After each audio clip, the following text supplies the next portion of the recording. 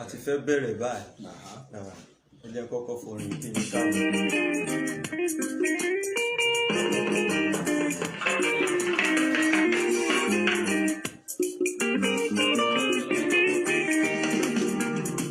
Orílẹ̀-èdè mi àdúró sórí ìyá mi ti pọ̀jù Odùduwà Republic àdúró òmìnira adé.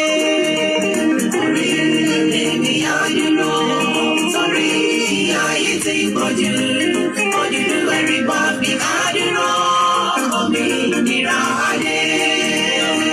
Òmìnira adé o ìyá yìí ti pọ̀jù fún wa. Orílẹ̀-èdè mi àdúró òmìnira adé.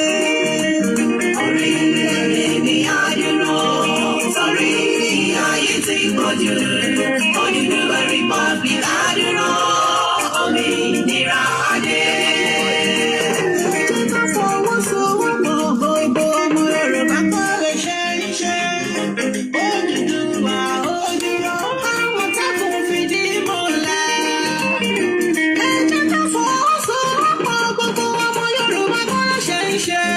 Ẹ káàbọ̀ gbogbo ọmọ Yorùbá, ẹ ṣé bẹ́ẹ̀ ṣe ń darapọ̀ mọ́ wa. Ẹ jọ̀ọ́, this is YORNCA Global Media, Yorùbá Nation Christian Association Media Department. Ẹ bá wa ṣí ètò àti wà pẹ̀lú àwọn bàbá wa láti bá wa sọ̀rọ̀ gbà wá níyànjú. Ẹ káàbọ̀ sórí ètò. Odùduwà ó dúró fáwọn tákùn fìdí múlẹ̀. Orílẹ̀-èdè mi àdúró sórí ìyà yìí ti pọ̀jù Odùduwà Republic àdúró òmìnira adé. Ẹ ṣeun bàbá wa, láì fi àkókò ṣòfò, a kí yín káàbọ̀. Ẹ ṣeun, ẹ pẹ́ fún wa. We are so glad. Ẹ kú iṣẹ́ yín ọmọ mi, mo dúpẹ́ lọ́wọ́ yín. Ẹ ṣeun sá. Gbogbo Yorùbá dẹ̀ dúpẹ́ lọ́wọ́ yín fún gbogbo akitiyan yín. Ẹ ṣeun sá. Ẹ ṣé gan-an ni. Ẹ ṣeun sá bàbá wa. Ẹ ṣeun sá. Bàbá wa, ṣé ká kọ national item wa ká tó tẹ̀síwájú? Ok, mi ò lè ní ká má kọ. Ẹ ṣeun sá. Tèmi bá tẹ̀ tí ń ṣe broadcast báyìí, nǹkan méjì ni mi ò kì í miss: national item àti pledge. Ìyẹn jẹ́ fún orílẹ̀-èdè mi. Ó ní mo jẹ́jẹ́ fún orílẹ̀-èdè mi ilẹ̀ Yorùbá, ilẹ̀ tó ń ṣàn fún wàrà àti fún oyin, ilẹ̀ tó kún fún àwọn ọlọ́gbọ́n ìmọ̀ àti òye, àwọn tó ń mọ ètò. So mi lè má kọrin yẹn ní òrèkóòrè. Ẹ káàbọ̀ gbogbo ọmọ Yorùbá sórí ètò yìí. Ẹ jọ̀ọ́ ẹ bá wa share ètò yìí. Àwọn bàbá wa fẹ́ gbà wá lámọ̀ràn ní ìyànjú. Ẹ jẹ́ ká kọ national item wa.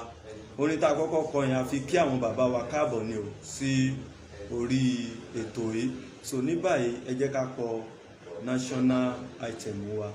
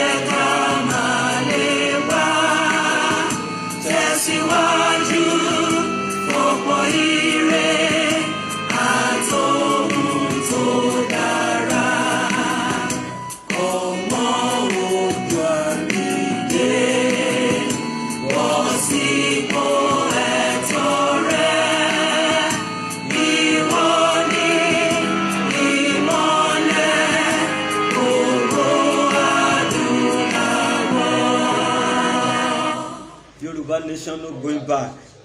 Ẹ ṣeun, a wá ní ògo ìmọ́lẹ̀ adúláwọ̀ pé ká dìde sí ẹ̀tọ́ wa, ká jà fún òmìnira orílẹ̀-èdè Yorùbá. Ẹ ṣé, kò sákòókò láti máa waste torí àfẹ́ gba àwọn bàbá wa lákòókò túmọ̀ torí iṣẹ́ pọ̀ ní iwájú wọn. Ṣùgbọ́n mi ní ṣaláì má rán wa létí ẹ̀jẹ́ fún orílẹ̀-èdè Yorùbá lábẹ́ bó ti wù kó rí pé ajẹ́jẹ́ fún orílẹ̀-èdè mi ilẹ̀ Yorùbá, ilẹ̀ tó ń ṣàn fún wàrà àti fún oyin, ilẹ̀ tó kún fún àwọn akọni ọgbọ́n ètò àti òye tọ́mọ nǹkan bọ́n ṣe ń tò nǹkan. Mo ṣe ìlérí gẹ́gẹ́ bí ọmọ ológo ilẹ̀ adúláwọ̀ ìtànṣán òòrùn láti láyé já ní ilẹ̀ Áfíríkà láti gbé ilẹ̀ Yorùbá lárugẹ. Mo pinnu láti fi ìmọ̀ ṣọ̀kan fún ìtẹ̀síwájú ìran Yorùbá. Mo fọwọ́ sọ̀yà pé n kò ní dalẹ̀ tàbí ṣọ̀tẹ̀ sí ìṣọ̀kan àti ìtẹ̀síwájú orílẹ̀-èdè mi ilẹ̀ Yorùbá. Èmi yóò máa fi gbogbo ipá ọkàn mi, iṣẹ́ mi, ọgbọ́n mi àti ìṣe mi sí orílẹ̀-èdè mi ilẹ̀ Yorùbá ní òtítọ́ àti ní òdodo títí ọjọ́ ayé mi. Gbogbo ìyànjú àwọn akọni tó ti lọ kò ní já sófo láti ọwọ́ mi títí dé ìran tó ń bọ̀. Ìyànjú bàbá Awólọ́wọ̀, ìyànjú bàbá wa Akíntóyè, ìyànjú sí Sunday Ìgbòho àti gbogbo àwa náà tá a wà kò ní já sásán. Mo ṣe ìlérí pé ẹ̀sìn tàbí ìṣe ìlú kò ní yà wá nílẹ̀ Yorùbá. Èmi yóò máa lo ọkàn ẹ̀jẹ̀ tó kù sára mi fi ṣe ìgbèjà àti ìjàngbara fún orílẹ̀-èdè mi ilẹ̀ Yorùbá. Ìran Yorùbá, èdè kan, àṣà kan ló so wá pọ̀ láéláé agbára Elédùmarè. Kí Ọlọ́run kó ràn mí lọ́wọ́, kó sì ràn gbogbo ọmọ Yorùbá lọ́wọ́. Ẹ ṣeun bàbá wa. Láì fi àkókò ṣòfò, a fẹ́ kí yín kátẹ̀ tó bẹ̀rẹ̀ interview yẹn. A fẹ́ kí yín pé ẹ kú iṣẹ́ takuntakun nítorí wípé at the edge of tí Yorùbá ti fẹ́ wọlẹ̀ pátápátá lọ́lọ́run gbé yín dìde. Rẹ́rẹ́ ti rún o, ṣùgbọ́n a dúpẹ́ lọ́wọ́ Ọlọ́run tó máa ń yí ìgbèkùn padà. Ó ní nígbà tí ó dá ìkólọ àwọn Síónì padà, tó dá ìkólọ Yorùbá padà, àwa dàbí ẹni tó ń làálàá. A dúpẹ́ lọ́wọ́ Ọlọ́run. Ó ní iye ọdún tí kòkòrò ajẹnirun ti jẹ, òun yóò dá àwọn restoration, á dá wọn padà. A dúpẹ́ fún ìlérí Ọlọ́run àjíǹde yìí. Ṣùgbọ́n tá a bá wá padà lọ wò deeply, wọ́n jẹ wá o, àwọn ọ̀tá wọ́n jẹ nǹkan run o, ṣùgbọ́n Ọlọ́run á dá ìgbà padà sí rere fún wa. Bàbá wa fẹ́ kí yín pé ẹ kú iṣẹ́, a mọ rírì yín regardless of anybody's religion ní ilẹ̀ Yorùbá, a mọ rírì yín. Ẹni òdùnmọ́ ni ò gbọ́dọ̀ sọ. Bàbá wa ẹ pẹ́ fún wa, ẹ fèrè kìjọbi o, àgbáyé adalẹ̀ o, àgbáyé ò ní jìyà. Àdúpẹ́ torí àwọn kan wà wọ́n tí pàdánù sense of belonging wọn, so wọ́n máa ń ní àròjinlẹ̀. So àwa ní àròjinlẹ̀, a mọ rírì nǹkan tẹ́ ẹ ṣe fún wa. Ó máa ń jẹ́ nǹkan tó ń gbọ̀n àwa ní ẹkún pé àdúpẹ́ lọ́wọ́ Ọlọ́run tí ò jẹ́ kí ìran Yorùbá kó parun, kó di àtàn. Bàbá wa, a kí yín lẹ́ẹ̀kan sí. A lè kí yín tán, a mọ rírì yín. Ṣáájú àkókò yìí mo ti ṣe broadcast kan rí tí mo title ẹ̀ pé ẹ̀yin àti ṣe Sunday Ìgbòho pé kẹ́ má bínú. Title tí mo fún ẹ lóru ọjọ́ náà lọ́lọ́run sọ mí jí pé kí n ṣe broadcast ẹ̀, mo dẹ̀ title ẹ̀ bẹ́ẹ̀ mo dẹ̀ ṣe. So bàbá wa, ẹ jọ̀ọ́, oríṣiríṣi náà sọ, ṣùgbọ́n fìlà máa wo bẹ̀ yẹn tọ́lọ́run ti dé ògo yẹn, ẹ jọ̀ọ́ ẹ má wo bẹ̀ títí dìgbà tẹ́ ẹ kó wa já sí ilẹ̀ ìlérí, ẹ dẹ̀ máa kó wa débẹ̀ lágbára Ọlọ́run. Ẹ ṣeun bàbá wa. Àwọn YORNCA Governing Council wọ́n mẹ́sẹ̀jì mi, wọ́n ní pé kí n kí yín torí nínú YORNCA Yorùbá Nation Christian Association ló jẹ́ YORNCA, that's the abbreviation. Tẹ́ ẹ jẹ́ grand patron ẹ̀. So nínú organization láti create media department tá sì ń lò káàkiri fún òmìnira orílẹ̀-èdè Yorùbá. Àtàbà ti sọ pé YORNCA Global Media ní Yorùbáland must be safe, must be free. Ẹ ṣé sà. Àwọn YORNCA Governing Council ní kí n kí yín, ààrẹ wa ní kí n kí yín, gbogbo àtàjọ ṣiṣẹ́ ní pé ká kí yín. Gbogbo ọmọ Yorùbá náà mẹ́sẹ̀jì mi báyìí, wọ́n ní pé ká kí yín, ẹ kú iṣẹ́. Ẹ ṣeun bàbá wa. Èso kan náà ti gbìn sí ilẹ̀ Yorùbá, iye wa ti ń ṣe àti ń fàtu, ṣùgbọ́n àgbà débí lẹ́ni nígbà tá à ń fàtu wá dàbí ìgbé igi náà bí ìgbé ó sì ní taproot. So a wá rí i pé ẹ nílò láti bá wa, torí Ọlọ́run ti fún yín ní àṣẹ yẹn, agbára yẹn, kọ́kọ́rọ́ yẹn àti ọ̀pá yẹn láti darí wa dẹ̀ láti fàtú. Ó pẹ́ tèmi ti ń gbọ́ ṣùgbọ́n èmi ò ní ìṣíníyèsí rí pé kí n jáde síta kí n lọ sọ ń pa ẹ̀ pé ká fa igi yẹn tú ní ilẹ̀ Yorùbá. But àwa gbàgbọ́ pé bá a ṣe wà lọ́dọ̀ yín sìn bóyá kò tẹ̀ ń ṣe bóyá èso rere ni o àmọ́ bóyá èso burúkú ni o àmọ́ torí ohun tí a rí kà ní pé ohun tí ò bá ti ń ṣe nǹkan t'Ọlọ́run gbìn yóò di fífàtú. Àwa dẹ̀ ṣe research a rí pé bọ́lọ̀ ń ṣe dá ìṣẹ̀dá Yorùbá wá láti ilẹ̀ ìṣọ̀kan ìfẹ́ ara ni. Now ní on 30 May 30 tó lọ yìí 29 mo rí programu kan èèyàn kan ṣe programu kan ó bá ní mídíà ni àgbàlagbà sí ni ló ní Ìgbòho ẹ̀mélòó ló ń pè ọ́ awo ló ń perí awo ọ̀gbẹ̀rì ló ń perí ọ̀gbẹ̀rì Yorùbá ò ṣe é jà fún o Yorùbá ò ṣe é jà fún o mọ́kànlú báàbù wáyà o. Mo gbọ́ ní on 29 ó dàbí pé mi mọ̀ nǹkan bóyá mi kọ́ bí ara sí ó wá tún di on 30 mo lọ wo aya mi níbi iṣẹ́ wọ́n pè mí pé kí n wá mo bá débẹ̀ bí mo ṣe ń dé ọ́fíìsì báyìí tí mo ní kí n ṣí fóònù mi èèyàn kan wá private send nǹkan tí mo gbọ́ ní on 29 ó tún ní kí n gbọ́ nǹkan tí ẹnìkan sọ. bí mo ṣe wá gbọ́ yẹn ó wá dàbí ìgbà tá a mí sí ni tá a ká nǹkan kúrò lójú mi personally ni mo ní ẹ̀kántà yẹn ibẹ̀ mo ti ní ìṣíníyè pé kí n jáde lọ sọ fún àwọn ọmọ Yorùbá pé ilẹ̀ Yorùbá ṣe é jà fún ọmọ Yorùbá ṣe é jà fún. Mo ṣe broadcast yẹn ṣùgbọ́n mo wá dìsọ́ pé kò tí ì tán síbẹ̀ mo wá ní màá lo àǹfààní tá a fi wà níbí because it's a great privilege láti jókòó sẹ́gbẹ̀ẹ́ yín bàbá wa àdẹ̀mọ́ rírì ẹ̀. ṣé wá rí èso ni o ṣé rí bọ́rọ̀ yẹn ó dẹ̀ jẹ́ ọfà tọ́mọ Yorùbá kan bá ń lọ báyìí tó bá gbé zíìlì passion dání pé àní Yorùbá gbọ́dọ̀ bọ́ tàbí ó fẹ́ ṣe nǹkan fọ́mọ Yorùbá ó mà ní diaspora tó bá ti lè pàdé èèyàn tó sọ fún báyìí pé Yorùbá ò ṣe é jà fún kò ṣe é ṣe lórí àwa dàbí ìgbà tán ta ọfà lóyún báyìí gbá tó wọ ara ẹni ìrẹ̀wẹ̀sì àwa bá ẹni yẹn. So it's an arrow, it's a seed. Then from generation to generation náà ti ń sọ ọ̀rọ̀ yẹn títí di àkókò yìí. Ìran Yorùbá dẹ̀ ń wọlé tó bá lẹ́ni tó fẹ́ dìde láti gbè wá níjà nítorí pé nígbà táwa wọnú Bíbélì ibùbọ́ ẹlòmíì wọnú Ifá náà Ọlọ́run máa ń rán yàn kan lọ gba ẹbí lọ gba ìlú lọ gba orílẹ̀-èdè mi kúrò nínú ìṣẹ́. Tírú àwọn bẹ́ẹ̀ bá wá fẹ́ dìde wọ́n bẹ̀rẹ̀ sí í domi ìrẹ̀wẹ̀sì lóríṣiríṣi ọ̀nà wọ́n á ní Yorùbá ò ṣe é jà fún kinní kan bí ọ̀rọ̀ tí mo dẹ̀ ń sọ yìí sà tẹ́ bá wo agbo àwọn ọba nílẹ̀ Yorùbá ọ̀rọ̀ yóò jìnnà sí wọn lẹ́nu. Àìmọye àwọn bẹ́ẹ̀ mo ń ṣe broadcast tí mo ń ṣe yan lọ kí n tó dánu lé kí n tó hand over lé yín lọ́wọ́ sà tí mo ní mo ṣe ní on 30 yẹn mo lọ sọ́dọ̀ bàbá wa kan ní Olúwa mo ṣe débẹ̀ àgbàlagbà ni wọ́n mo ṣe débẹ̀ mo bá gbé YORNCA lẹ̀ torí mo ti ṣe àwọn draft kan mo gbé lẹ̀ mo ní bàbá nǹkan t'Ọlọ́run sọ ni o pé Yorùbá Nation Christian Association ilẹ̀ láti jà fún òmìnira orílẹ̀-èdè Yorùbá wòlíì ni bàbá yẹn bó ṣe rí bá ó lọ́mọ orílẹ̀-èdè Yorùbá ti dé ó ní ìran ńlá lọ́lọ́run ló gbé kalẹ̀ ó bá encourage mi mo kóòtù ọ̀rọ̀ yẹn bọ̀ nínú encourage wọn tí wọ́n bá ní kí n rọra máa ṣe o pé kí n rọra máa ṣe o kí n máa ṣe bí ìjàpá mo ní ìjàpá bò wọ́n ní ìjàpá gbórí wọ jáde báyìí wá wò báyìí ṣé kò ṣe wo atúngbórí wọlé mo wá ní ok ẹ̀kọ́ kan náà nìyẹn ọ̀rọ̀ Ọlọ́run gan tiẹ̀ sọ wípé line upon line percent upon percent nígbà míì náà ká yẹra ká lọ sinmi fúngbà díẹ̀ ṣùgbọ́n kò ní ká stop ká tún padà wá ìyẹn sì dá ṣùgbọ́n ibi tán parí ọ̀rọ̀ yẹn sí ni wípé nígbà tí mo wá fẹ́ máa lọ náà bá ní agboola ẹ̀mélòó ni mo pè ọ́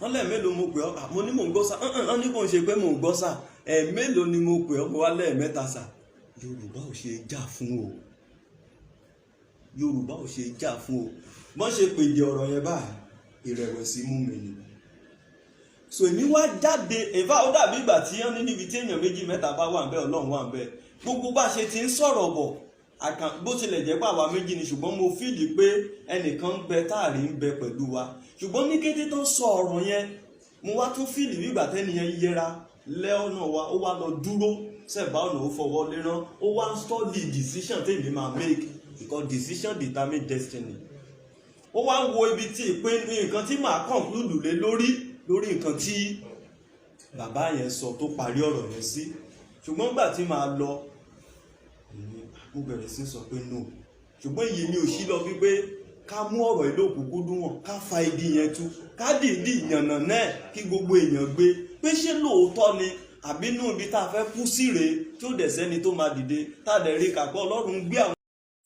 a ti padà dé ẹ ṣeun ṣé ti bẹ̀rẹ̀ sà ẹ ṣeun ẹ má bínú gbogbo ọmọ Yorùbá à ń tẹ̀síwájú ní orúkọ Olúwa ọ̀tá kan ń gbìyànjú ni ṣùgbọ́n àwa ni àti borí àwa lolúborí àti jáwé olúborí o ẹ ṣé so bàbá wa ibi tá a bá ọ̀rọ̀ yẹn dé òun ni ẹ ti gbọ́ yẹn bàbá ẹ wá bá wa yànnà náà because kínní ń jà nílẹ̀ Yorùbá ó sì ń jà wá lógun ó mà ní dàásóra òun ló mú pọ̀pọ̀lọpọ̀ tó yẹ kó dìde kán sọ̀pọ̀tì ìrìn àjò yìí tó ní kálukú wọn fi rowọ́ àfi tí generation upon generation kan continue nínú ìdààmú yìí ẹ ṣeun sí. ẹ ṣé ọmọ mi God bless you. Ìjà Yorùbá ìjà tá à ń jà fún Yorùbá ìjà tí Ọlọ́run fún ara ẹ̀ fọwọ́ sí ìjà wọn ní ọ̀pọ̀lọpọ̀ tó ti fẹ́ kí irú mi kí n sọ pé mi ò ṣe mọ́ irú ọ̀rọ̀ tó ń sọ sí mi wọ́n ń fẹ́ kí n sọ pé ó sú mi kí n sọ pé mi ò ṣe mọ́ wọ́n rẹ́ni tó jókòó lára àwọn ọmọ Yorùbá tó lọ ń ṣoògùn tó ń kó gbèdè wípé kí Professor Akintoye kékeré kan ṣé kó má lè jàjà ẹ mọ́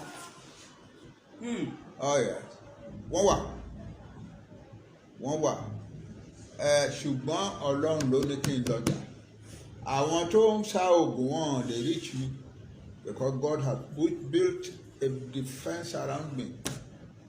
God has given his angels charge over me to watch me in all my ways.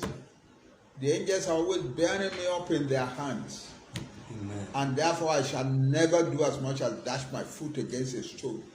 Kò sọ́gbọ́n wọn tán lè dá kò ṣeé ṣe. So ìyẹn wà ń bẹ̀. Kí ni ìdí tí wọ́n ṣe rí àwọn Yorùbá tó ń ṣe burúkú bẹ́ẹ̀ yẹn? Ìdí ẹ̀ ni wípé èkíní àwọn tí à ń bá jà kì í ṣojú ìjà àwọn ò bá wa ja ìjà ojú lásán o àwọn ọmọ Yorùbá gbọ́dọ̀ mọ eléyìí àwọn Fúlàní tó ń bá wa jà wọn ò bá wa ja ìjà ojú lásán they are fighting us with spiritual warfare big time ẹni tó bá dẹ̀ fẹ́ mọ̀ nípa yẹn ó easy láti find out the Fúlàní are always using àwọn kan a group of people tó rò pé spiritual power wà lọ́wọ́ wọn tó ń pè ní Marabout from Senegal and so on àwọn náà máa ń kó wá sí Nàìjíríà wọn fúnra wọn o they are not good Muslims àwọn Fúlàní fúnra wọn they are not good Muslims but those people are supposed to have a lot of power and látijọ́ tí wọ́n ti dá Nàìjíríà sílẹ̀ ní independence làwọn Fúlàní ti depend heavily upon the Marabout pé kọ́ máa sáwọn yòókù tó bá tẹ̀ ṣe burúkú sí wọn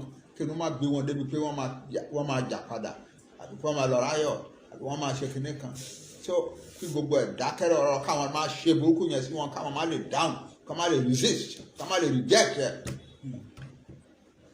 ìyẹn ń lọ I can give you the ní 2019 àwa kan tapera wa ní Southern and Middle Belt Leaders Forum àwa tá wá láti South West àwọn tó wá láti South South àwọn tó wá láti South East àtàwọn tó wá láti Middle Belt 4 different groups àwa form organization kan wọ́n pè ní Southern and Middle Belt Leaders Forum ó wá dijọ́ kan ní 2019 àní okay àwa fẹ́ lọ visit national, a fẹ́ lọ visit senate ká béèrè lọ́wọ́ wọn rí gbogbo nǹkan tó ń ṣẹlẹ̀ ní Nàìjíríà yìí ni why are they not doing anything about it and so on and so forth. Chief E.K. Clark ni chairman wa, àwọn bàbá wa yọ Adébánjọ wà lára wa, èmi wà bẹ́ẹ̀ wọ́n wá yan èèyàn mẹ́rin from each area, mẹ́rin la ṣe south south south west middle belt. Wọ́n wá ní kí kọ̀ọ̀kan yan èèyàn mẹ́rin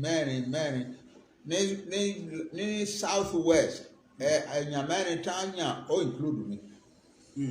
Chief Adébánjọ number 1, èmi number 2, young men like Mimiko and Yínká Odùmákin, àwọn mẹ́rin tí a lọ láti ilẹ̀ Yorùbá nìyẹn. Àwọn yòókù yẹn mẹ́rin tí wọ́n 16 of us àdébẹ̀. Nígbà tá a jókòó pẹ̀lú àwọn senators, the president of senate ó jókòó, the chairman of 8 major committees of senate wọ́n jókòó pẹ̀lú chairman, president of senate on the highest table. Àwa tá a jẹ́ àlejò wọn àjókòó báyìí. Nígbà tá a kíra wa tán tá a ṣe tán, so president of senate Bisola Saraki ó ní bàbá ẹ sọ fún gbogbo àwọn tó attend sí yín torí gbogbo àdọ́mọ ọ̀dọ́ a ní attendance a ní personal assistance, ó ní ẹ sọ fún gbogbo àwọn attendant yìí ẹ̀yin mẹ́rin yẹn nìkan kù. Ok, àwa sọ fún gbogbo àwọn attendant wa àwọn assistant wa ẹ jáde. Ó ní kí gbogbo àwọn tó jẹ́ workers for the senate workers kan jáde. Ok, àwọn yẹn tún jáde. Ó ní gbogbo àwọn tó bá jẹ́ police àbí security kìnìkan tó bá wà níbi kan jáde. So àwọn yẹn tún jáde. Ó wá kó àwa mẹ́rin yẹn àti senator mẹ́jọ àti president of senate 25 of us. Ó ní nǹkan táwọn fẹ́ sọ fún wa ní bàbá.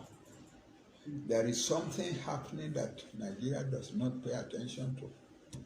Fire on the mountain. Yes. Kì í ṣe ordinary people, kì í ṣe people tá à ń rí àwọn Fúlàní tá à ń rí tá à ń pariwo, kì í ṣe àwọn ló ń take a decision ní for Nigeria ní Abuja yìí. Àwọn kan wà tó ń jẹ́ Marabout tán lọ import wá láti Senegal. Ṣé ń gbọ́ gbogbo ọmọ Yorùbá ká lè mọ ibi tá a máa dojú àdúrà àti gbogbo ẹbọ tá à ń rú ká mọ ibi tá a máa dojú ẹ̀kọ́. Ẹ ṣeun bàbá wa ń gbọ́ yìí. Àwọn kan wọ́n máa lọ ń kó wọn wá ní in their hundreds. Tán bá dẹ̀ ń lọ wọ́n máa ń kówó púpọ̀ fún wọn ní. It's like aeroplane tán fi lọ kó wọn. Nàìjíríà ló máa gbé aeroplane ránṣẹ́ láti lọ kó wọn wá. Àwọn náà tún máa kó wọn lọ. Ìgbà tán bá ń lọ bí aeroplane wọn yẹn is filled with naira ní àti dollars and so on. But those are the people who are taking this. Only our Senate, the Senate of Nigeria, tá a bá Buhari ṣèpàdé báyìí nírọ̀lẹ́ yìí, tá a sọ pé Buhari nǹkan báyìí lájọ máa ṣe tó agree tí gbogbo wa agree ta kúrò mẹ́. Táwọn Marabout ẹ bá sọ fún lóru pé má ṣe kíní yẹn o, ìgbà tá a bá wá ń ba sọ́lá àárọ̀ jẹ́ kìí ṣe á máa wà mí pé òun ò tí ì gbọ́ rí ni. Òun ò gbọ́ kíní yẹn rí. Olúwa o. Oh yes. Ó ní so. Ó ní àwọn fúnra ó ní àwọn tá a wà bí àwọn tá a jẹ́ senators we live in fear of our lives. Only well, the other senators will tell you kò sí kankan lára wa tó wà bí tán ti fi Marabout threaten. Ìkànnì òun dédé jí láàárọ̀ lòun rí àwọn Marabout tó wà wájú ta táwọn ọlọ́pàá wà lọ́dọ̀ ẹ̀. Marabout yẹn ń sọ fún àwọn ọlọ́pàá pé ilé sẹ́nétọ̀ yẹn owó ìjọba tán jí ó kún bẹ̀ ẹ lọ ṣáàjẹ́ ẹ rí. Pẹ́ẹ́ mi sọ fún un pé owó ìjọba wà bẹ̀. Yes. Gbogbo ọmọ Yorùbá náà wò yí bàbá wa kọ́ra ta tán ṣí àìtò yìí. Yeah. Ó ní so àwọn Fúlàní àwọn ọlọ́pàá dẹ̀ wá lóòótọ́ wọ́n dẹ̀ gbọ́nú lé wọn bẹ̀ sí ṣáàjì yàrá wọn ṣáàjì kitchen wọn ṣáàjì ìkan lára àwọn senators ó ní ìyàwó ìyá tó bí wọn wà ní ọ̀dọ̀ òun níjọ́ yẹn tó sick tó wà ní yàrá kan òun sọ pé ìyá wa bẹ wọn jẹ ká wọn ṣílẹ̀kùn bẹ̀ wọ́n lékè wọ́n wo wá bẹ́ẹ̀dì tí màmá wà wọ́n wá bẹ́ẹ̀ wọ́n ṣe gbogbo. Yes, that's how Nigeria is being governed. Anybody tó bá rò pé àwọn Fúlàní yẹn ìrọ̀ everything they do is guided by the Marabout. Everything they do towards Nigeria is guided. Tán bá pé eléyìí táwọn Nàìjíríà fi máa wò díẹ̀ tán máa fi yà jẹ wọ́n tó jẹ́ pé in other countries tán bá ṣe irú ẹ̀ rally àti ṣẹlẹ̀ nípò kankan ìlú àti dàrú kankan rárá o àwa Nàìjíríà máa wò ní ara nǹkan tí àwọn Marabout ń ṣe fún wọn nìyẹn. Bàbá wa bó la wá ti rí bó ní Yorùbá ti rí èdè yẹn àṣà yẹn tán dẹ̀ gbé sínú ọmọ. Gbọ́ díẹ̀.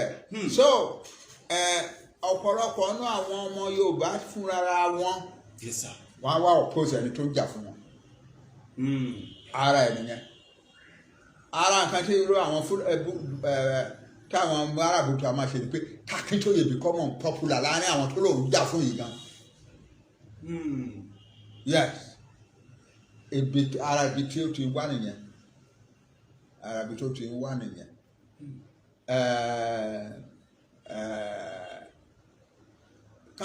Kí ọ̀pọ̀lọpọ̀ Yorùbá máa dìde kán máa denounce Akíntóyè pé irọ́ ló ń pa. Tó dẹ̀ máa ṣẹlẹ̀. So when I see people like that, tẹ́ máa ń pariwo pé àwọn jẹ́ kínní kan wọ́n fẹ́ Professor Akíntóyè máa kàn máa ń wò wọ́n these are products of the Marabout. Product of the Marabout. Ṣé ń gbọ́ gbogbo ọmọ Yorùbá? They are the product of Marabout. Kì í ṣe pé wọ́n hate Yorùbá nation but they are under an influence àwọn gan wò wọ́n. Wọ́n ti bewitch wọn. Oh yes, wọ́n ti bewitch wọn. Ọ̀gbẹ́ni kan lára àwọn mẹ́rin tá a jọ lọ mẹ́rin yẹn tá a jọ lọ sí Senate níjọ́ yẹn it was a commander in the Air Force kó tó retire tó wá fight fáwọn èèyàn yẹn a jọ wà nínú bọ́ọ̀sì nígbà tá à ń padà kúrò bẹ́ẹ̀ ni ó ní Nàìjíríà ò understand the Marabout ó ní òun lòun lead the Air Force contingent to wait on the President of Nigeria nígbà Abacha òun lòun wà as the commander of the Air Force contingent that waited on President Abacha. Ó ní iṣẹ́ wọn tó ń ṣe kò púpọ̀ ju wípé káwọn gbé aeroplane lọ sí Senegal wọ́n á ti kó àwọn Marabout yẹn lóde wọn káwọn kó wọn wá ìgbà tó ń bá tún ṣe tán kán tún kó wọn lọ. Ó ní lájẹ́ ẹjọ́ tí Abacha kú àwọn Marabout yẹn ló wá sọ fún àwọn táwọn jẹ́ Air Force command ló wá kanlẹ̀ kan sọ pé the president is dead.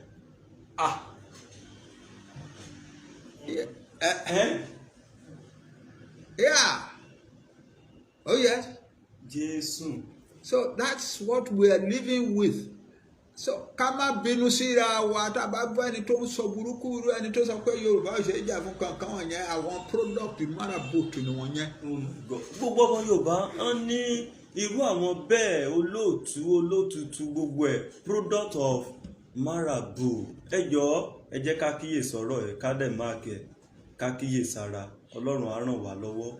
Bàbá wa àfẹ́ dá yín ní because ẹ̀kọ́ yẹn pọ̀. Ṣé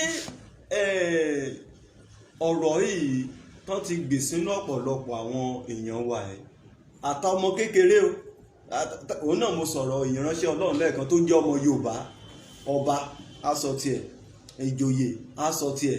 Gbogbo wọn pátápátá they are operating under the influence of the spiritual influence of the Marabout. Pé kí Yorùbá máa lójú kán máa unite kán máa bára wọn jà especially ẹni tó bá dìde bí irú Akíntóyè yẹn tó lóun fẹ́ gbà wọ́n sílẹ̀ kán máa bájà kán kọjú ìjà sí kán máa sọ burúkú nípa ẹ̀. So nígbà tí wọ́n bá ń sọ burúkú nípa ẹ̀ I know where it is coming from. Therefore I don't let it touch me. I know where it is coming from. The enemy is engineering my own people against me. So what I do is ignore them and pray for God's protection. That's all. So bó ṣe jẹ́ nìyẹn. Ẹnìkan Yorùbá. Very few nations in the world who are united with Yorùbá. Absolutely. Bẹ́ẹ̀ ni sir. I have traveled in almost every country on earth. Àwọn countries kéékèèké tó ń ṣe wá yapa kúrò ní ara Russia, ara Soviet Union, tó ń wá de kíní táwọn gbórúkọ àwọn Uzbekistan, Kyrgyzstan, kankan. Gbogbo wọn mo ti dé rí. Gbogbo wọn mo ti dé rí. Those are the most remote countries in the world. Káṣọ́ máa sọ̀rọ̀ gbogbo àwọn country yòókù tó wà ní Europe, tó wà ní North Africa, ní South Africa, ní Central America, ní West Indies, gbogbo ẹ̀ mo ti dé. There is no nation, one single nation, tó wà as united as the Yorùbá nation. Oh my God.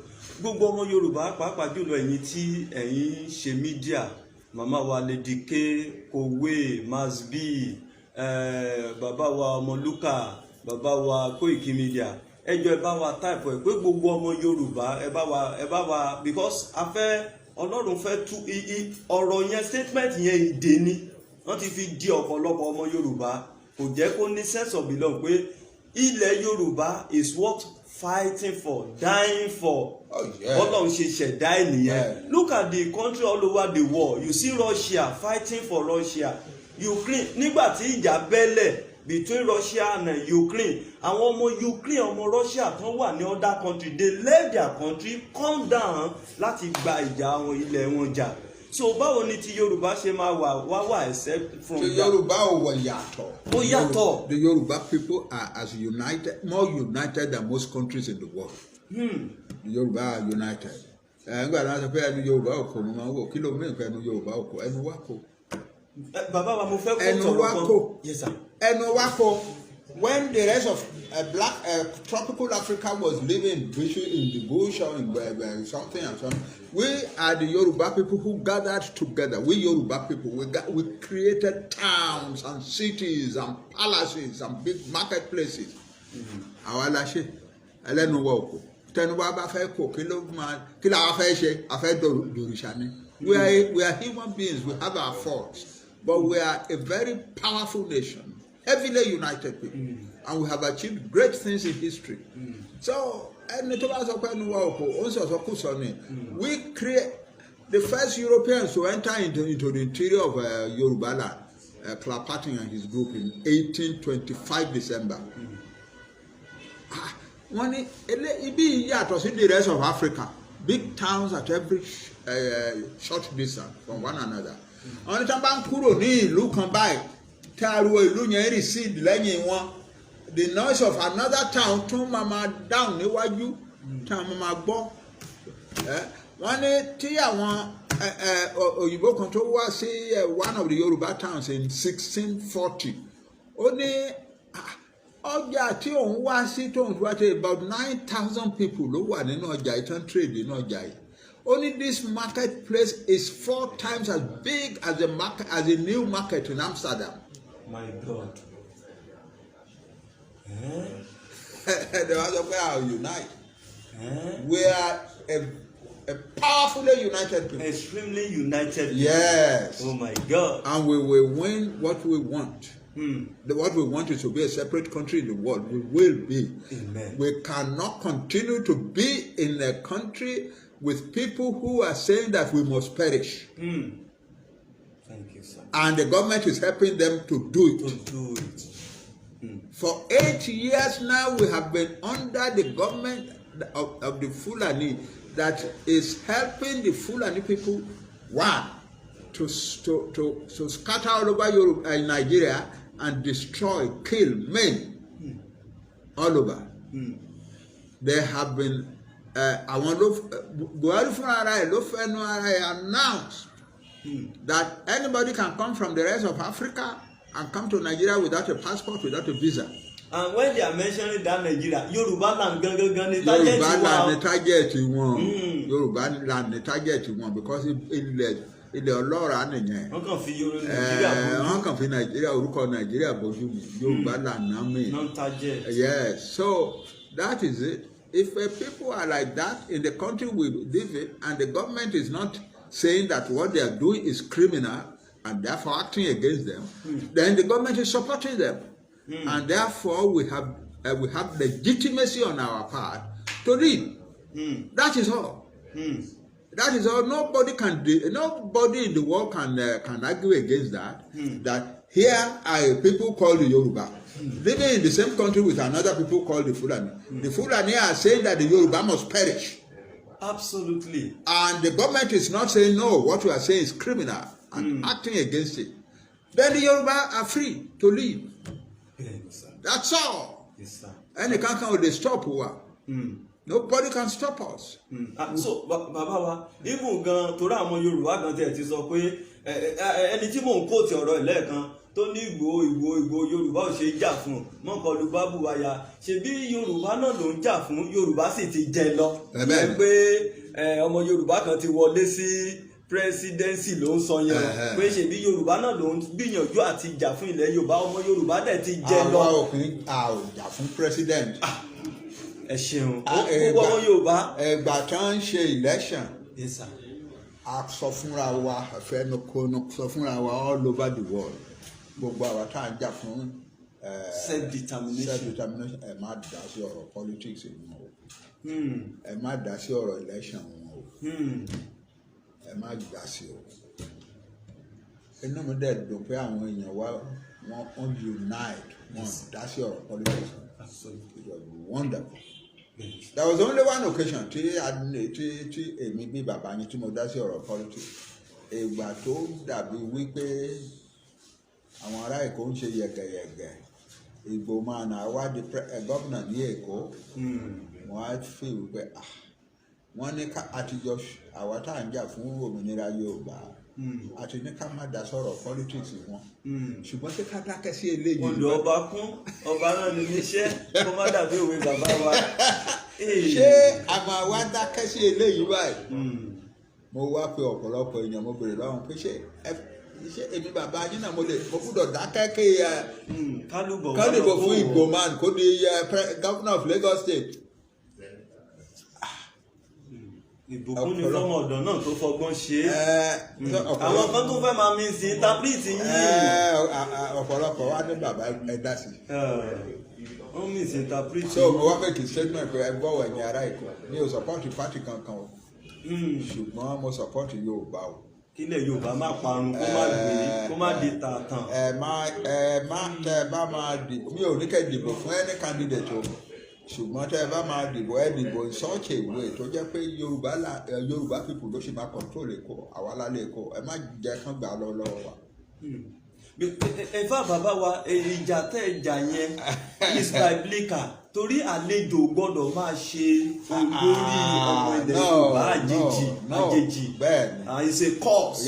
Nigeria is a curse upon Yorùbá now. So àwa a ò dá sí ọ̀rọ̀ politics wọn wọ́n yan president. I elect the president, thank God. Àbúrò mi Bọ́lá Tinubu ni wọ́n yàn. Very good, very very good. Mo dẹ̀ ti congratulated, but mo sọ náà wípé. Ìyẹn dàtún gbọ́ ọbẹ̀ dàtún ṣe o. Ní pé Nàìjíríà ò kàn ṣe country Yorùbá o. Ti Yorùbá o. Ẹ ṣeun. Nàìjíríà ò kàn ṣe country ti Yorùbá o. Bó ṣe lé ìtọ́ láti bí ọdún mẹ́jọ táwọn rí táwọn Fúlàní wá tán pa àwọn èèyàn wa they have killed 29,000 Yorùbá people.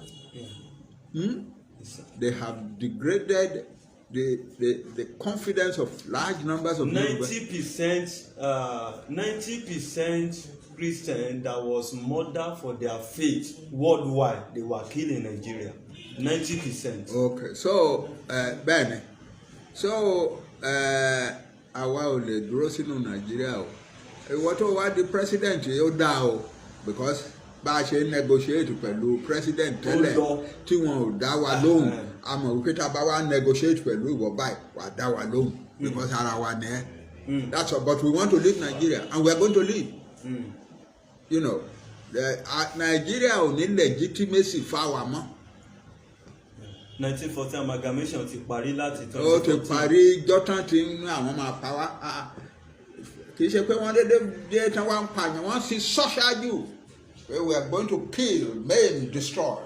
And they came to Igangan, they came to our church, massacre people on Sunday. They came all over Yorùbáland. All over Yorùbáland.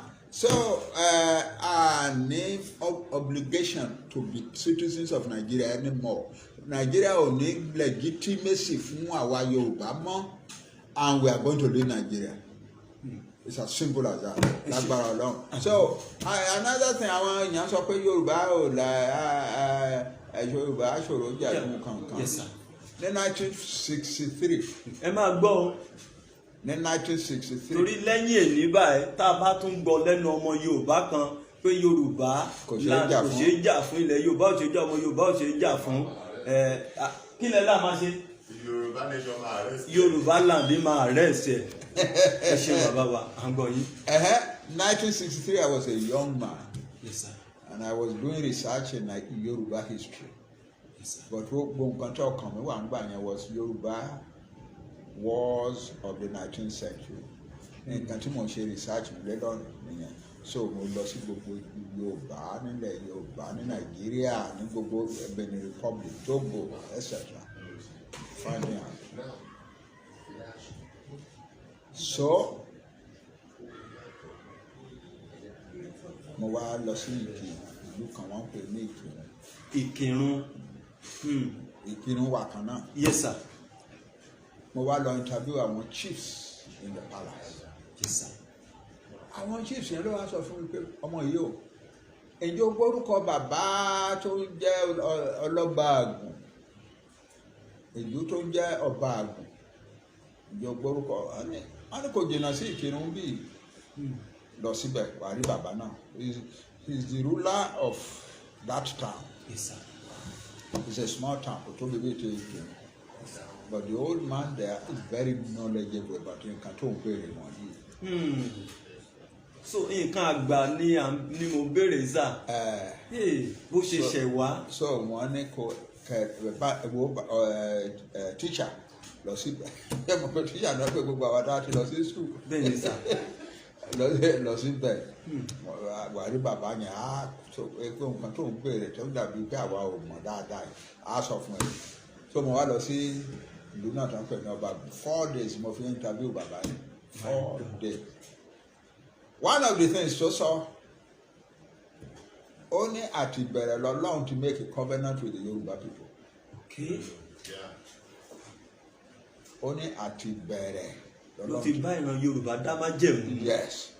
Ó ní àwọn bàbá wọn àwọn olórí wọn kúnlẹ̀ síwájú Olódùmarè báyìí. Yes, sir. Olódùmarè wá ń sọ fún wọn wípé ẹ̀yà tí yín ò ní parẹ́ láéláé. Àṣẹ Èdùmàrè. Pé òun dẹ̀ ti ṣètò. Olódùmarè sọ fún wọn pé òun ti ṣètò. Pé tó bá di wípé ẹ ń lọlẹ̀ ẹ gbàgbéra ẹ ń sùn. Ó bá di wípé ẹ ń lọlẹ̀ èèyàn kan á wá sáàárín yín láti wá enlighten yín láti gbé yín padà sókè ibi tẹ́ ti wá. Òkè lẹ belong sí òkè ní Yorùbá belong sí among humanity. Tó bá di wípé ẹ ń lọlẹ̀ èèyàn kan dìde á wá gbé yín padà síbi tẹ́ belong sí. Bàbá wa á lọlẹ̀ ó kọjá bẹ́ẹ̀ Ọlọ́run gbé ẹ̀yìn àti bàbá ṣe Sunday. So ó ní Ọlọ́run Olódùmarè sọ fún wọn wípé àwọn tí òun line up yẹn pé àwa máa wálé kọ̀ọ̀kan nígbà tẹ́ bá fẹ́ di pé ẹ ń lọlẹ̀ ẹ ń ṣe kíní kan yẹn wọ́n tò títí the end of the world ni o. Kò sí jọ́ tí line yẹn máa break. Kò sí jọ́ tí Yorùbá máa wà ní trouble tán rí ọmọ Yorùbá kan tó máa dìde. Kò sí ara àwọn tó ń rán nìyẹn o. So your nation will never become a small nation. Your nation will never become a subdued nation. Nǹkan tí bàbá yẹn sọ fún mi jọ ẹni. gbogbo ọmọ Yorùbá ṣe ń gbọ́ ìtàn 1963. bẹ́ẹ̀ni my God. March 1963. my God. ọjọ́ mẹ́rin náà fi ṣe interview. yes. fún àwọn. nǹkan mìíràn tó sọ fún mi ó pọ̀ rẹpẹtẹ but eléyìí ó yẹ kí gbogbo Yorùbá gbọ́ pé Ọlọ́run ti tò àwọn kan sílẹ̀ tó jẹ́ pé nígbà tí yóò bá dàbí pé Yorùbá ń sùn lọ wọ́n ń sùn wọ́n ń gbàgbéra wọ́n ń lọlẹ̀ àṣọ èèyàn kan wá tó máa ẹyẹ sùn jí má sùn ẹyẹ sùn ẹbìdẹ kẹ padà ìlọrun síbi tẹ wà ibi tẹ Ọlọ́run fún yín mú yín sí ó ga ju eléyẹ padà síbẹ̀. ṣé bàbá wa. so kéèyàn kan máa sọ pé Yorùbá ò unite Yorùbá we are a special people before God. We are special people. ènìyàn pàtàkì lójú Ọlọ́run níwájú Ọlọ́run ní Yorùbá jẹ́. kò síjọ́ tí Yorùbá máa lọlẹ̀ tó dẹ̀ máa dúró sílẹ̀ bẹ́ẹ̀ á ti lọlẹ̀ láti 1914. láti ń lọlẹ̀ díẹ̀ láti 1914. yes because àwọn òyìnbó ò fẹ́ràn wa. àwọn òyìnbó ò fẹ́ràn wa. because a yàtọ̀ lójú wọn sí gbogbo other black people ní Africa. àwa by the time they came we were already educated. We were already educated people. I think producing lawyers, doctors, engineers, and so on. By the time when you go my day in 1990 something. So and the first newspaper to be published in Africa. Not Nigeria, in Africa. Yes, was published in Abeokuta in 1859. My God.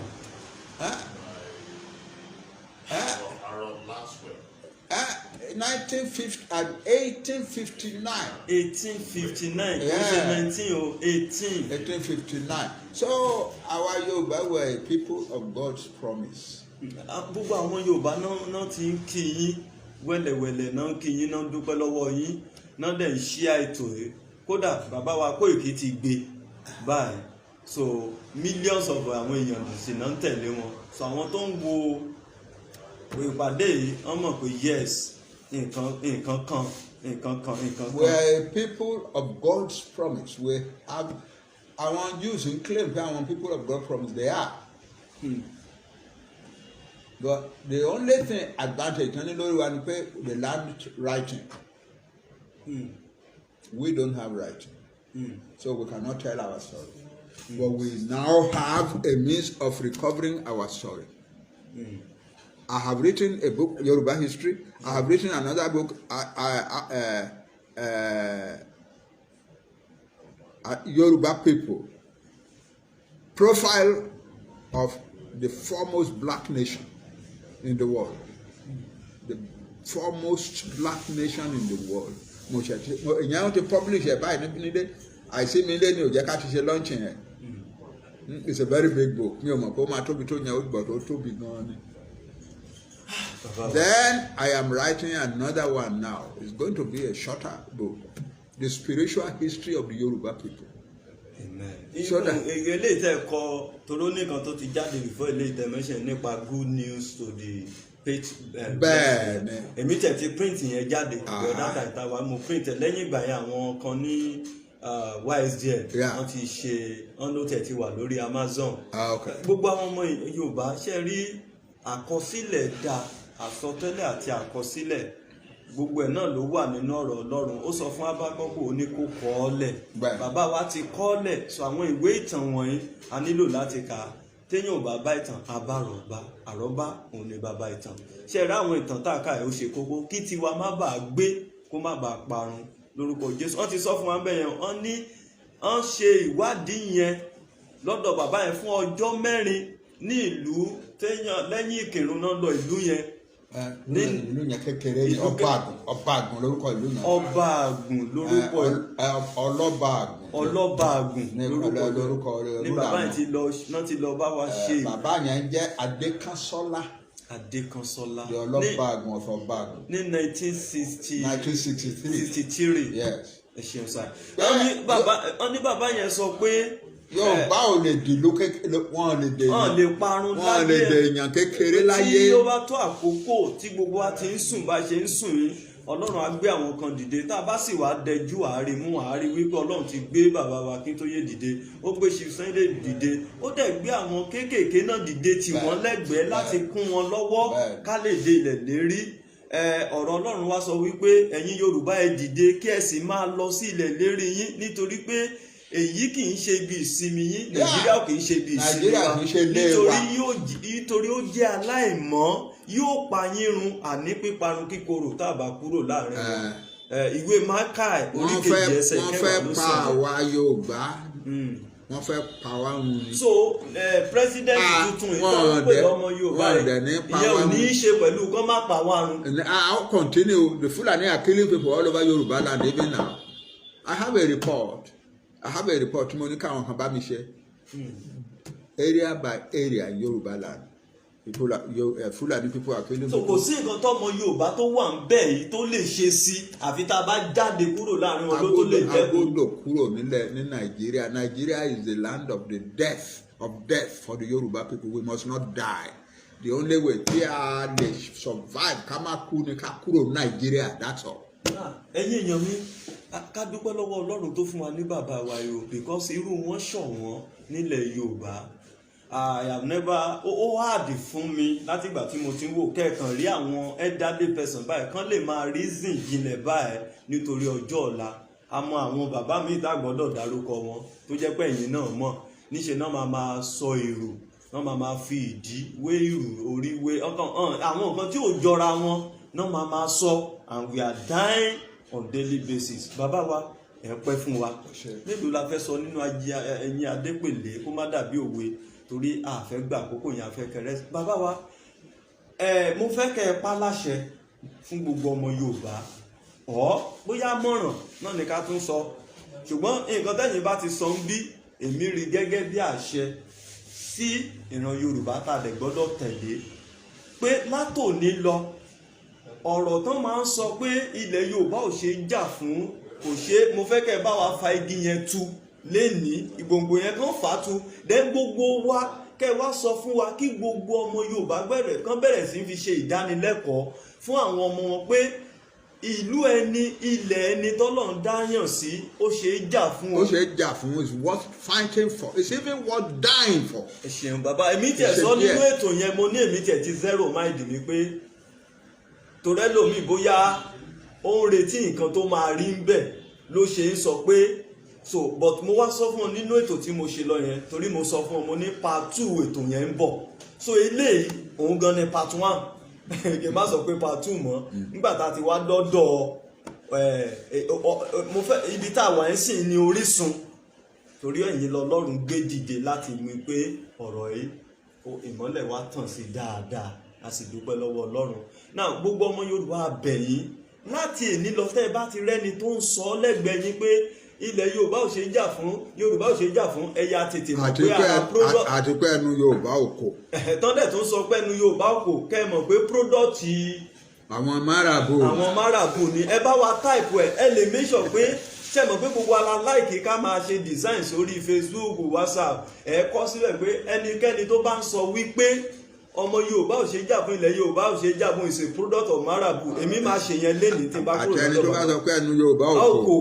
wọ́n ní ẹni tó bá sọ pé ilẹ̀ Yorùbá ò ṣe jà fún, ẹni tó bá sọ pé ilẹ̀ ọmọ Yorùbá ò ṣe jà fún, tó sọ pé ẹnu Yorùbá ò kò, ẹ sọ pé is a product of Marabout, kẹ́ẹ̀dẹ̀ kọ́ gbàgàdà báyìí ká pòsẹ̀ sí gbogbo WhatsApp, ká bẹ̀rẹ̀ sí ká máa dá ọfà yẹn padà sára àwọn irú àwọn bẹ́ẹ̀. Ẹ ṣeun bàbá wa. Ṣé ó kú wá kù kan? Yes sir. Àwọn kan náà máa ń sọ wípé pé Àwólẹ̀ ló ń ja ẹ̀tàn Àwólẹ̀ ni. Àwólẹ̀ ìjọba Ọ̀yọ́. Ọ̀yọ́ ilé ni o, kì í sọ̀rọ̀ Ọ̀yọ́ ilé. Yes sir. Ọ̀yọ́ ilé. Ṣùgbọ́n ó fẹ́ràn mischief, kó máa ṣe mischief láàrin àwọn chiefs yẹn. Yes sir. So àwọn èèyàn ò láìkí ẹ.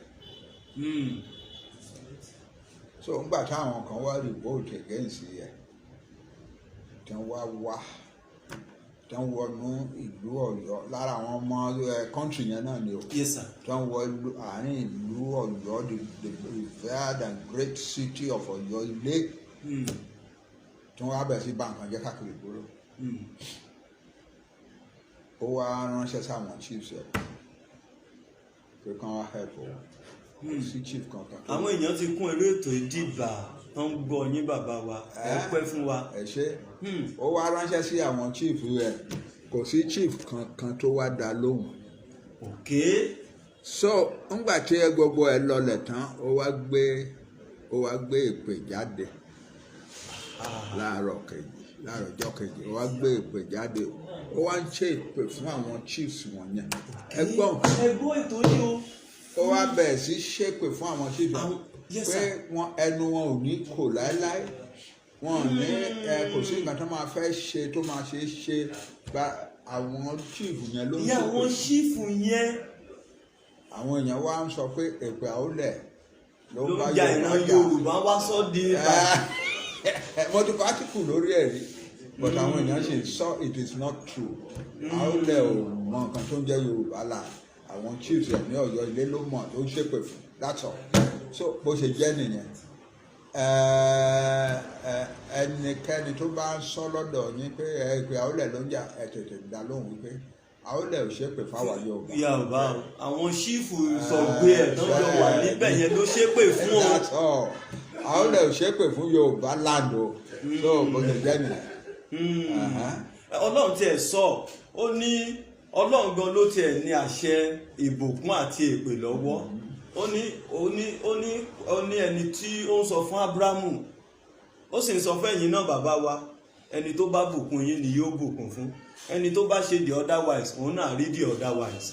So ẹni ìbùkún ni yín níwọ̀n gbà tọ́lọ́run ò ti sọ fún èpè fún yín gbogbo èpè tán ń ṣẹ́ orí ara wọn ló ń lọ.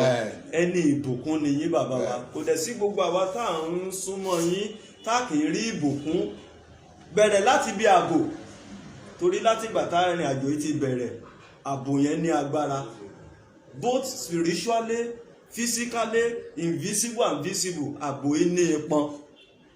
mo wà lára àwọn tán mú ní àgọ́ ọlọ́pàá ìlábẹ́òkúta tán kó lọ séwé ẹran nígbà yẹn náà demonstration ìjọ rally èmi jẹ́ ìkan nínú àwọn mẹ́tàlá tán mú láàárọ̀. ẹ ṣeun bàbá wa ibẹ̀ yẹn la wà tán ti ń pè yín ìgbà yẹn mi ò tiẹ̀ mọ̀ pé màá ní oore ọ̀fẹ́ báyìí láti wá ìfàṣe ló dàbí pé mo rọ́lọ̀ bí mo ṣe ń wò ní ìgbà ọ̀dọ́ mo mọ̀ pé àwọn kan tún lè mí sí interpret mi wọ́n lè sọ pé ṣe la tún ń sọ but àwọn tí wọ́n ní òye ti mọ̀ kan tí à ń sọ nígbà náà lọ́hùn lójú ẹsẹ̀ àwọn kan tán mọ̀ yín náà ti ń pè yín àwọn ọ̀rọ̀ akin tí mò ń gbọ́ tẹ̀ ń sọ lórí fóònù ẹ̀ pé ẹ lè sún bẹ̀yẹn mọ́jú sẹ́ ráìtì yín ni sẹ́ ẹ má bẹ̀rù wọ́n máa fi yín lẹ̀ lóòótọ́ àwọn architect Akínọlájí Òjìdé gbogbo wọ́n máa fi wálẹ̀ a máa padà sílé lọ́jọ́ yẹn àti bẹ́ẹ̀ bẹ́ẹ̀ lọ yàtọ̀ fáwọn tán bá ṣe àìgbọ́ràn sí ìrìn àjò yẹn tán bá ti ṣe àìgbọ́ràn sáńgẹ́lì yẹn o tá a lè fojú rí tá à ń fojú rí yín báyìí tán bá ti ṣe àìgbọ́ràn tán tẹ̀lé ìlànà yẹn blueprint yẹn sẹ́ẹ̀dì tá ń bẹ ṣe ń yànnà náà fún wa line upon line lẹ́sẹẹsẹ yìí àwọn nìkan náà ń kó sínú àwọn ewu tí eléyìí tó ṣẹlẹ̀ ní Sunday tó kọjá sí táwọn yẹn àwọn yẹn ọ̀nà àìtọ́ náà gbọ́ ọ̀nà tiwa kọ́ nìyẹn ẹ ṣeun bàbá wa àwa náà ní yọ̀ǹkà àkọsílẹ̀ pé yọ̀ǹkà o àti bàbá wa Bánjí Akíntóyè o àti ṣe Sunday Ìgbòho àwa ò mọ̀ nípa eléyìí táwọn yẹn lọ ṣe lọ́jọ́ Sunday o bàbá wa ẹ pẹ́ fún wa gbogbo ọmọ Yorùbá torí ọ̀rọ̀ yẹn ó jẹ́ nǹkan tó jẹ́ pé ó jẹ́ ọfà tán bá sọ́sẹ́ lómi ìsìn ó sì ti mú gbogbo ọmọ Yorùbá. mo fa igi ẹ̀tú mo yọ sọnù lẹ́yìn àmì àṣẹ ọfà yẹn ò ní ta mọ́ àmì àṣẹ bẹ́ẹ̀ olúwa musiki ní bọ́tà kò ní ta rárá àmì àṣẹ ó ṣe jẹ́ nìyẹn amen all over amen bẹ́ẹ̀ the Yoruba people are a special people before God amen we are united amen we live upon the promise of God amen we are a people of the covenant amen that's it.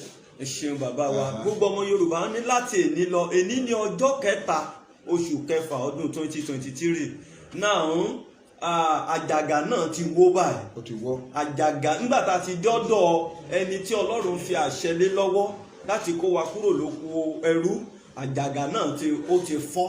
So láti èyí lọ gbogbo ẹ̀yin pásítọ̀ ọmọ Yorùbá, the indigenous Yorùbá clergymen nínú church yìí, torí èmi ti bá pásítọ̀ tó ń sọ bẹ́ẹ̀ pàdé rí, wọ́n ní ká preach ẹ̀, ká fi ṣe ìdánilẹ́kọ̀ọ́ fúnra wa, fáwọn ọmọ wa, fáwọn ọmọ Yorùbá wípé Yorùbáland ṣe é jà fún, Yorùbá people ṣe é jà fún, ẹnu wa dẹ̀ ti kò, èpè Awùjalẹ̀ ò dẹ̀ ja ẹnikẹ́ni.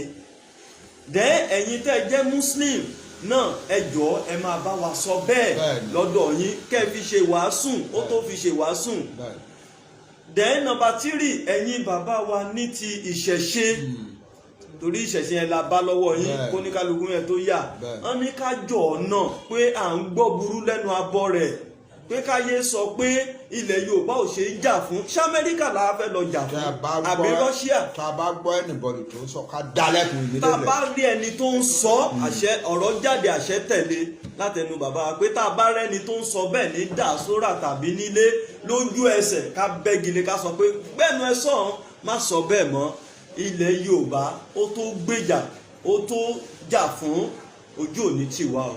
Gbogbo ọmọ Yorùbá ọ̀rọ̀ láti gbọ́ dẹ́ wọ́n dẹ̀ tún ní ká sọ fún wa wípé nǹkan tó wà nílẹ̀ ó kọjá pé ọmọ yín ló wà ní presidency o, pé ilé tó lọ o, pé gbogbo nǹkan tí ó múnú wọn dùn ní inauguration tán ṣe ẹni wípé wọ́n ti jẹ lọ, pé that means pé ẹ̀yin náà gbọ́ lẹ́nu Gòyàn tó ń sọ pé inú òun dùn Nàìjíríà ti lò 60 years, á tún lò 60 years míì. Ẹ̀dẹ̀gbọ́n nǹkan tọmọ yín náà sọ tó ń sọ̀rọ̀ nípa nǹkan tí ó wà united, tó ń sọ pé ó wà united, wọ́n ní rárá kò rí bẹ́ẹ̀ o. So ojú ò ní tì wá. Bàbá wa ó wo ni ká jẹran pẹ́ lẹ́nu, ṣùgbọ́n ọ̀nà fún ò jẹ́ kó má dàbí òwe bàbá wa. Inú wa dùn, níṣe lọ́lọ́run fi sí mi lọ́kàn pé tá a bá débí pé ká béèrè lọ́wọ́ yín kẹ́ ẹ̀ lè bá wa fa igi náà tu, ó sì ti di fífà tu. Gbogbo igi tí àti fàtú lẹ́yìn ó di àṣẹ. So gbogbo ọmọ Yorùbá pátá nílé lóko ẹ jọ̀ọ́ ká fi lè ṣe pa ọgbọ́n. Eléyìí tí bàbá yẹn sọ àpò ara ẹ̀ ló sọ sí. Àwọn kọ́ ni olórí aláṣẹ ilẹ̀ Yorùbá o, gbogbo wa la mọ̀ o, àdẹ̀mọ̀ wọn ní ojú tó yónú gbogbo ẹ̀ báyìí, gbogbo ẹ̀ láti mọ̀, ẹ má bínú o. So ẹ jẹ́ kí n kọ orin yìí ká máa fi dágbére fúnra wa. Bàbá wa ẹ pẹ́ fún wa, ààbò Ọlọ́run á máa wà pẹ̀lú yín, inú wa dùn. Ẹ̀yin náà tẹ́ ẹ̀ ń ja ìjà ìkankan ò ní sọnù lára yín. Àmín àṣẹ. Ẹ ní fọwọ́gùn ẹ̀ ní fẹsẹ̀ gùn. Àmín àṣẹ. Ẹ̀yin lẹ máa rúùlù country yín, lẹ máa direct country yín the right way. Ẹ ṣé, mo dúpẹ́ lọ́wọ́ yín. Yes sir. Ọlọ́run fẹ́ kí n máa dúpẹ́ lọ́wọ́ yín. Ọdẹ dúpẹ́ lọ́wọ́ yín. Bàbá wa tiẹ̀ ṣe nǹkan kan tó wú mi lórí, ṣé kí n sọ pé bí ìwúrí kọ́ náà mi ní sọ, ẹ má jẹ́ sọ pé ìwúrí tó yà mí lẹ́nu. Nígbà tán fẹ́ wọlé ọ̀dọ̀ wa wọ́n ń kanlẹ̀kùn wa kókókó. Can you see that kind of example, a kind of legacy tán fi ilẹ̀ fún wa, àpẹẹrẹ rere téèyàn bá fẹ́ wọlé àkọ́kọ́ kanlẹ̀kùn. Wow, that's wonderful. Mo á sọ bàbá wa jẹ ẹ wọlé ní rárá, wọ́n gbọ́dọ̀ kanlẹ̀kùn, gbogbo wa là ń rẹ́rìn. It was so wonderful, so wonderful. A ní bàbá kan, bàbá àrà tó mọ ìyàwó ọmọ. Gbogbo ọmọ Yorùbá ìjọ ẹ bá wa pé ètò yìí. Kókó broadcast ni pé kò rí bẹ́ẹ̀ o, kò rí bí olóòtú ṣe ń sọ àtàwọn míì ìsọ̀gbè bẹ́ẹ̀, politics náà fi ń ṣe o. Wọ́n rán wọn sáàárín wa kán lọ máa sọ pé Yorùbá, ilẹ̀ Yorùbá kò ṣe jà ní o. Ó dẹ̀ wá ṣe ni láàánú pé ọmọ Yorùbá náà tún rán sí ilẹ̀ Yorùbá láti máa sọ bẹ́ẹ̀ torí àtijẹ àti mu. Ṣùgbọ́n lẹ́ni ogun náà ti ṣẹ́, àjàgà náà ó ní lónìí ló yí àjàgà Nàìjíríà kúrò lórí wa, lọ́rùn wa. Ọlọ́run ti yí dànù lórí wa. So ká wá máa fọkàn wa sí ipa ọgbọ́n, ká dẹ̀ make sure wípé ẹnikẹ́ni bí bàbá wa ṣe sọ tó bá tún sọ bẹ́ẹ̀, Bíbélì wípé iniquity shall shut their mouth, the mouth of iniquity that shall be shut up. So irú àwọn bẹ́ẹ̀ ká máa shut up ẹnu wọn pé irọ́ ló ń pa, má bà ayé wa jẹ́, má bà ilẹ̀ wa jẹ́. Ìran tó ń bọ̀ ló má ta. Ọ̀rọ̀ tá a wá yànnà náà lénìí tọ́lọ́run bá wa bu, tó bá wa pa iná ẹ̀ lénìí, iná àjèjì ni tó ń dásà ní wa, Ọlọ́run dẹ̀ ti pa náà, Ọlọ́run ti fa igi yẹn tú. kò yà yín lẹ́nu pẹ́ lè gbọ́ rí lẹ́nu bàbá wa ṣé ó yà mí lẹ́nu because bẹ́ẹ̀ lọ sọ́dọ̀ ní of Ifẹ̀ a ní Yorùbá ò ṣe jà fún, bẹ́ẹ̀ lọ sọ́dọ̀ ní ọba àná a ní Yorùbá ò ṣe jà fún, bẹ́ẹ̀ lọ sọ́dọ̀ ti bí àwọn àgbàlagbà tó yẹ kẹ́ ẹ bá ọ̀rọ̀ rere lẹ́nu wọn pé kò rí bẹ́ẹ̀ ò ṣe jà fún o gbogbo wọn nítorí ìmukúmu ìjẹkújẹ nǹkan personal gain ní wọn self interest greediness kò lè jẹ́ kán sọ pé rárá kò rí bẹ́ẹ̀ o wọ́n ń lò ó láti fi gbógun ti ilẹ̀ Yorùbá ni ṣùgbọ́n a dúpẹ́ lọ́wọ́ Ọlọ́run pé a ní bàbá kan tó mọyì ilẹ̀ Yorùbá tó mọyì nǹkan tọ́lọ́run gbé fún wa tó sì mọyì àwọn ọmọ tí Ọlọ́run dá tì wọ́n lẹ́yìn ògo ni fún Ọlọ́run ojú òní tì wá bàbá wa a máa rí yín bá àwa ní ìgbàgbọ́ wípé a máa dé ilẹ̀ lérí lágbára Ọlọ́run. bàbá wa dẹ̀ dúpẹ́ lẹ́tà tẹ́ kọ sí ẹni tó ṣẹ̀ débẹ̀ ìkọ́ ìgbésẹ̀ tọ́lọ́run ní kí Mósè gbé nìyẹn lọ sọ fún pé kó jẹ́ kí àwọn ènìyàn mi kó lọ. So either by letter or by whatever, it's already recorded all over the world that letters be submitted pé we are going and we are going. Nígbà tó bá wá lójú gbogbo ẹ̀ àlà either ní ọwọ́ líle tàbí lẹ́rọ̀ because it is a revolution. Ọlọ́run sì bá wa revolute. Ẹ ṣeun bàbá wa. Thank you ọmọ. Yes sir. Ẹ ṣeun bàbá wa. Ẹ ṣeun bàbá wa. Ṣé o ti wá tán báyìí? Ẹ jẹ́ kí n forin yìí ká forin yìí ẹni sùn orin kan wà tí mo fẹ́ kẹ́ ẹ gbọ́ bóyá ẹ̀dẹ̀ tí ń gbọ́ lábẹ́lẹ̀ tí mi mọ̀ ẹ lè tẹ́ ẹ kọ́kọ́ gbẹ́lẹ̀ kan tá a fi kí yín ẹ sọ pé orílẹ̀-èdè wa dúró torí ìyà yìí ti pọ̀ jù Odùduwà republic a ṣe kí ni a dúró òmìnira dé bàbá aṣojú ẹ̀mí yín lágbára Ọlọ́run aṣojú ẹ̀mí gbogbo wa ilé tí mo fẹ́ kọ ètò ó sọ pé Yorùbá nation no going back no going back nígbà tẹ́ bá tẹ̀ ń sọ̀rọ̀ yẹn létí wa gan bàbá wa yìí wọ́n tún fi ọ̀dọ́ sọ̀rọ̀ báyìí pé no going back ẹ jẹ́ ká gbọ́ ilé yìí. ẹ ṣeun gbogbo ọmọ Yorùbá akínyìn o ẹ jọ̀ọ́ ẹ bá wa ṣí ètò yìí o ẹ bá wa ṣí ètò ẹ bá wa ṣí ètò yìí o kí gbogbo ọmọ Yorùbá kan gbọ́ pátápátá wípé ó ti connect ẹ ṣeun bàbá.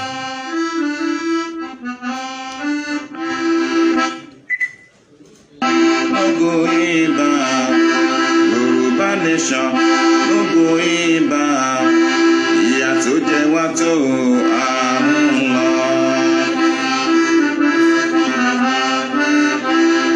Yorùbá nation, no going back, Yorùbá nation, no going back, ìyà tó jẹ wá tó àrùn lọ.